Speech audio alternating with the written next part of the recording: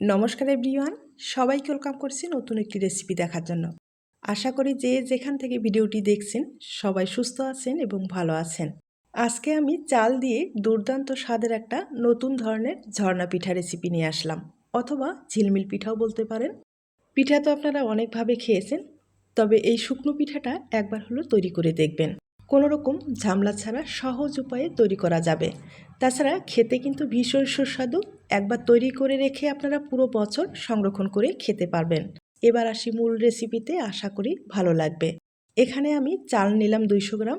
চালটা আমি আগে থেকেই ভিজিয়ে রেখেছি, প্রায় 3-4 ঘন্টার মতো ভিজিয়ে রেখেছিলাম। আর এটা আমি আতপ চাল ব্যবহার করব। আপনারা চাইলে সিদ্ধ চাল ব্যবহার করতে পারেন। সিদ্ধ চালের ক্ষেত্রে অবশ্যই কিন্তু সারা রাত ধরে যদি আপনারা ভিজিয়ে রাখেন, চালের পেস্টটা তৈরি করতে অনেক সুবিধা হবে।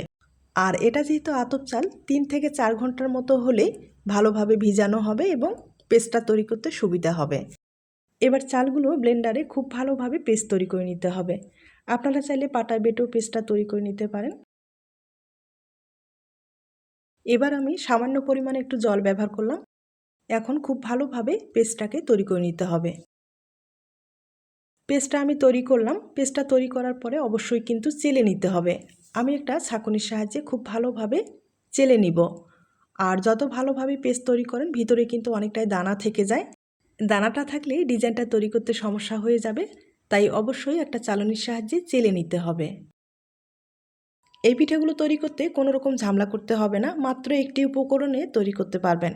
আর হাতের কাছে যদি আতপ চালটা না থাকে, সেক্ষেত্রে কিন্তু সিদ্ধ চাল ব্যবহার করতে পারেন। আর সিদ্ধ চাল আমি আবারও বলছি, সারা রাত ধরে ভিজিয়ে রেখে পেস্টটা তৈরি করলে কিন্তু পেস্টটাও ভালো হবে এবং পিঠাগুলো তেলে দেওয়ার সাথে ফুলবে। তবে হ্যাঁ, আপনারা চাইলে চালের গুঁড়ো ব্যবহার করতে পারেন। চালের গুঁড়ো ব্যবহার করলে হালকা কুসুম গরম জলটা ব্যবহার করবেন, দেখবেন পেস্টটা তৈরি করতে সুবিধা হবে। আর আমি কিন্তু খুব ভালোভাবে চেলে নেওয়ার পরে এখানে আমি ছোট চামচ দিয়ে 2 চামচ ময়দা ব্যবহার করলাম, অথবা আটা ব্যবহার করতে পারেন। অনেকেই হয়তোবা প্রশ্ন করতে পারেন যে এখানে আটা ময়দা কেন ব্যবহার করতে হবে, শুধু চালের পেস্টটা দিয়ে তৈরি করলেই হয়ে যাবে।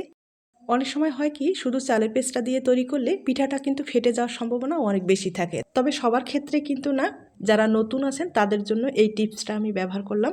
আপনারা চাইলে সামান্য পরিমাণে আটা এবং ময়দা যদি ব্যবহার করেন, পিঠাটা ফেটে যাওয়ার কোনো রকম ভয় থাকবে না এবং খেতেও কিন্তু খুব ভালো লাগবে, একটু নরম থাকবে। আপনারা চাইলে ট্রাই করতে পারেন। আর হ্যাঁ, এখানে সামান্য পরিমাণে লবণ ব্যবহার করলাম, আর হালকা কুসুম গরম জল দিয়ে একটা পাতলা বেটার তৈরি করে নিতে হবে।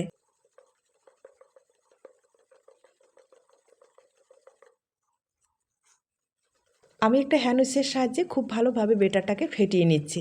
তবে হাত দিয়ে যদি ভালোভাবে ফেটিয়ে নেওয়া যায়, ভালো কিন্তু একটা রেজাল্ট আসবে। তাই চেষ্টা করবেন হাত দিয়ে একটু সময় নিয়ে বেটারটাকে ভালোভাবে ফেটিয়ে নেওয়ার।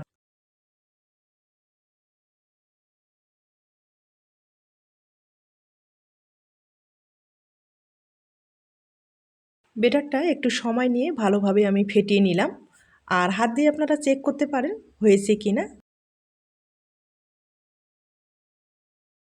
বেটারটা কিন্তু খুব ভালোভাবে তৈরি হয়েছে, তবে ভিতরে আমার মনে হয় একটু দানা রয়ে গেছে। তার জন্য যেটা করতে হবে, আবারও একটু চেলে নিব।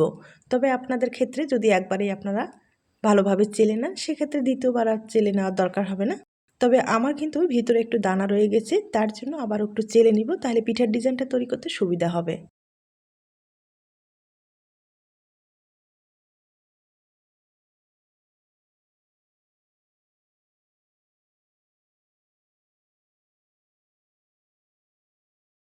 ভালোভাবে আমি চেলে নিলাম, আর দেখতেই পারছেন পেস্টটা কতটা সুন্দর হয়েছে। এখন এই পেস্টটা দিয়ে আপনারা আপনাদের মনের মতো ডিজাইন তৈরি করে কিন্তু পিঠা বানিয়ে নিতে পারেন। আর এখন যেটা করতে হবে, এখান থেকে কিছুটা পেস্ট একটু আলাদা করে নেব। আর সামান্য একটু পেস্টে আমি ফুড কালার ব্যবহার করব। তবে আপনাদের ক্ষেত্রে যদি ফুড কালারটা পছন্দ হয় দিয়ে দিবেন, না হলে স্কিপ করতে পারেন, কোনো সমস্যা নেই। আর আমি কিন্তু দেখার সৌন্দর্যে সামান্য পরিমাণে একটু ফুড কালার ব্যবহার করলাম।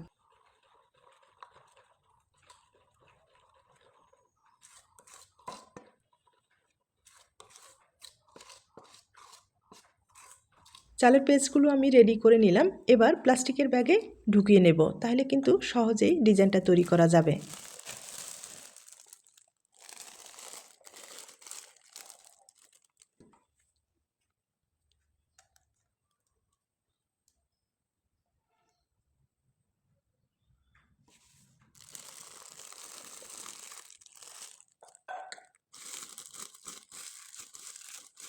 সাদা ব্যাটারটা আমি প্লাস্টিকের ব্যাগে ঢুকিয়ে নিলাম। আর একইভাবে যে ফুড কালার ব্যবহার করলাম সেটাও আমি প্লাস্টিকের ব্যাগে ঢুকিয়ে নেব। আর একবারে কিন্তু অনেকগুলো প্লাস্টিকের ব্যাগে ঢুকিয়ে নেওয়া যাবে না, ডিজাইনটা তৈরি করতে সমস্যা হয়ে যাবে। তাই সামান্য পরিমাণে ব্যাটার কিন্তু ঢুকিয়ে ডিজাইনটা তৈরি করলে সুবিধা হবে। আর ফুড কালারের ব্যাটার কিন্তু সামান্য পরিমাণেই আছে, তাই সবটুকুই আমি প্লাস্টিকের ব্যাগে ঢুকিয়ে নিলাম।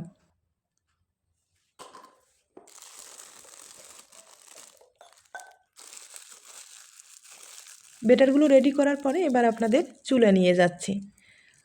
আর প্লাস্টিকের মুখটা যে আছে ছোট্ট করে কিন্তু কেটে নিয়ে এভাবে ডিজাইন তৈরি করে নিতে হবে। একবারে সহজ, আপনারা যে কেউ খুব সহজেই এই পিঠার ডিজাইনগুলো তৈরি করে নিতে পারেন। তবে আঁকাবাঁকা হলেও কোনো সমস্যা নেই, মানে আপনাদের পছন্দ মতো যে কোনোভাবে ডিজাইন তৈরি করলেই কিন্তু পিঠাটা দেখতে ভালো লাগবে। আর এই পিঠাগুলো হতে কিন্তু বেশি সময় লাগে না, দিতে যতটুকু সময় লাগে এইটুকু সময় যথেষ্ট। দেওয়ার সাথেই 2-1 সেকেন্ডের মধ্যেই কিন্তু পিঠাগুলো হয়ে যায়, আপনারা হয়তোবা দেখে বুঝতে পেরেছেন। এবার একটা টিস্যু দিয়ে আলতোভাবে পিঠাটা আমি তুলে নিচ্ছি, আপনারা হয়তোবা দেখে বুঝতে পেরেছেন। একবারে সহজ, এর চেয়ে সহজ আর পিঠা হয় না বা উপায় হয় না, আপনারা হয়তোবা দেখে বুঝতে পেরেছেন। এই পিঠাগুলো কম সময়ে আপনারা অনেকগুলো পিঠা তৈরি করতে পারবেন। শুধু বেটারটা যদি ঠিকঠাকভাবে রেডি থাকে পিঠাগুলো তৈরি করতে কিন্তু বেশি সময় লাগে না, কয়েক মিনিটে আপনারা অনেক পিঠা তৈরি করতে পারবেন। আর একইভাবে আরও কয়েকবার তৈরি করে দেখিয়ে দিচ্ছি। এ পর্যায়ে চুলার আঁচটা একবারে কম থাকবে, বেশি থাকলে কিন্তু ভিতরে লালচে হয়ে গেলে পিঠাটা দেখতেও ভালো লাগবে না এবং খেতেও ভালো লাগবে না। তাই চুলার আঁচটা একবারে কম করে দিয়ে পিঠাগুলো বানিয়ে নিতে হবে।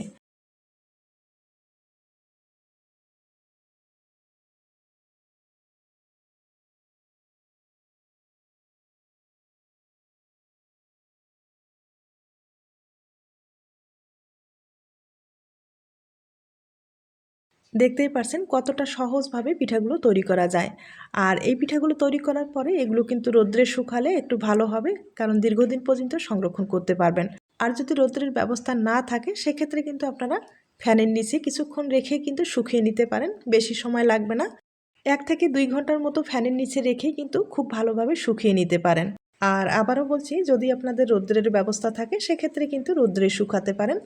আর যে কোনো জিনিস যদি রোদ্রে শুকানো যায় না সেই জিনিসটা দীর্ঘদিন পর্যন্ত সংরক্ষণ করা যায়, কোনো রকম সমস্যা হয় না।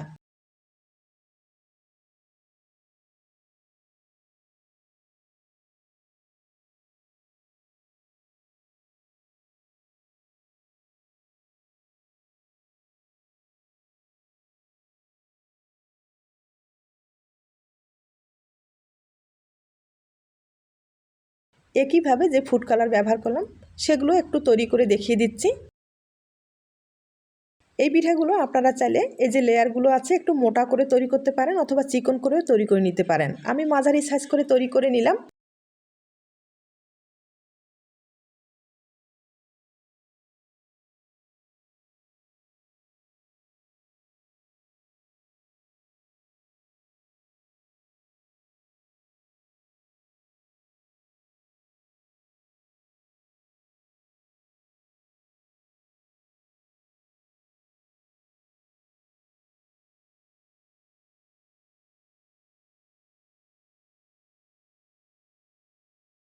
আমি কিন্তু একইভাবে সবগুলো তৈরি করে নিলাম। এবার আপনাদের একবার দেখিয়ে দিচ্ছি। আর দেখতেই পাচ্ছেন আমি কিন্তু অনেকগুলো তৈরি করে নিলাম। এবার এগুলো শুকাতে হবে, আমি রোদ্রে শুকিয়ে নিলাম। আর এগুলো কিন্তু 1 ঘন্টার মতো রোদ্রে রেখে দিলেই ভালোভাবে শুকিয়ে যাবে। আমি 1 ঘন্টার মতো রেখেছিলাম, দেখতেই পাচ্ছেন কতটা সুন্দরভাবে শুকিয়ে গেছে। এবার কিন্তু আপনারা এগুলো সংরক্ষণ করতে পারবেন, কোনো রকম সমস্যা হবে না। এখন এই পিঠাগুলো যে কোনো বয়নে ভরে আপনারা কিন্তু পুরো বছর সংরক্ষণ করতে পারবেন। তবে একটু মাঝে মাঝে যদি রোদ্রে দেওয়া যায় পিঠাগুলো কিন্তু অনেক দিন পর্যন্ত সংরক্ষণ করা যাবে।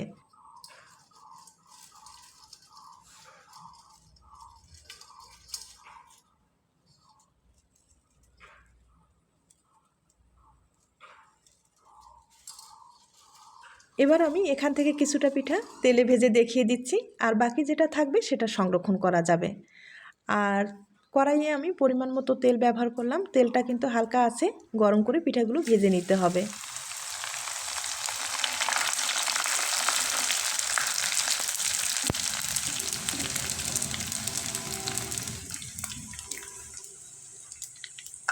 এই পিঠাগুলো ভাজতে বেশি সময় লাগে না, তেলে দেবেন আর তুলে নেবেন। বেশি সময় রাখলে লালচে হয়ে গেলে কালারটাও কিন্তু ভালো আসবে না এবং খেতেও ভালো লাগবে না। একইভাবে আরও কয়েকবার ভেজে আপনাদের দেখিয়ে দিচ্ছি।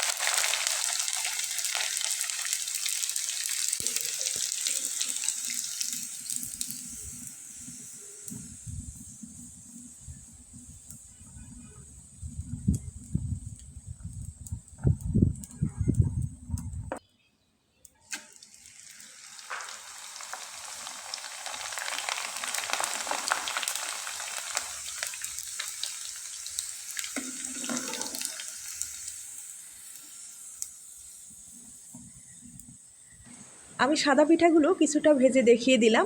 এবার ফুড কালারের কিছুটা পরিমাণে ভেজে দেখিয়ে দিচ্ছি।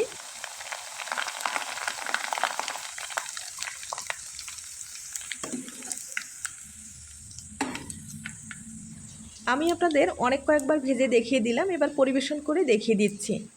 তবে ছোট্ট একটা রিকোয়েস্ট থাকবে, পিঠার এই রেসিপিটি আপনাদের কাছে যদি ভালো লেগে থাকে বা আপনার কোনো উপকারে আসতে পারে তাহলে কিন্তু একটা লাইক দিতে পারেন।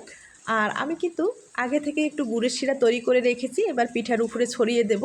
এই পিঠাগুলো গুড়ের শিরা ছাড়া কিন্তু খেতে ভালো লাগবে না, তাই অবশ্যই সামান্য পরিমাণে হলেও একটু গুড়ের শিরা তৈরি করে নেবেন, অথবা চিনির শিরাটাও কিন্তু ব্যবহার করতে পারেন। এভাবে একবার খেয়ে দেখবেন, যাকে খাওয়াবেন সে আপনার প্রশংসা না করে কিন্তু পারবে না। তাছাড়া নিজের কাছে খেতে কিন্তু বেশ ভালো লাগবে। আর এখন যেটা করব, আমি এখানে সামান্য পরিমাণে একটু নারকেল কোড়ানো দিয়ে দিব, আর কিছুটা বাদাম কুচি করে নিয়েছি সেটাও কিন্তু দিয়ে পরিবেশন করে আপনাদের দেখিয়ে দিচ্ছি। হঠাৎ কোনো অতিথি আপ্যায়নে ঝটপট এই পিঠাগুলো ভেজে এভাবে আপনারা পরিবেশন করুন, দেখবেন আপনার অতিথি কিন্তু অনেক খুশি হবে। এবার আপনাদের ভেঙে দেখিয়ে দিচ্ছি। আর এই পিঠাগুলো যেমনই রসালো তেমনই কিন্তু মুচমুচে হয়েছে, খেতে লাগবে দুর্দান্ত। তাই অবশ্যই একবার হলেও এই পদ্ধতিতে তৈরি করে দেখবেন, যাকে খাওয়াবেন সে তো আপনার প্রশংসা না করে পারবে না, তাছাড়া নিজের কাছেও অনেক ভালো লাগবে। আজ এ পর্যন্ত, নতুন কোনো রেসিপির সাথে আবার দেখা হবে। সবাই ভালো থাকবেন এবং সুস্থ থাকবেন।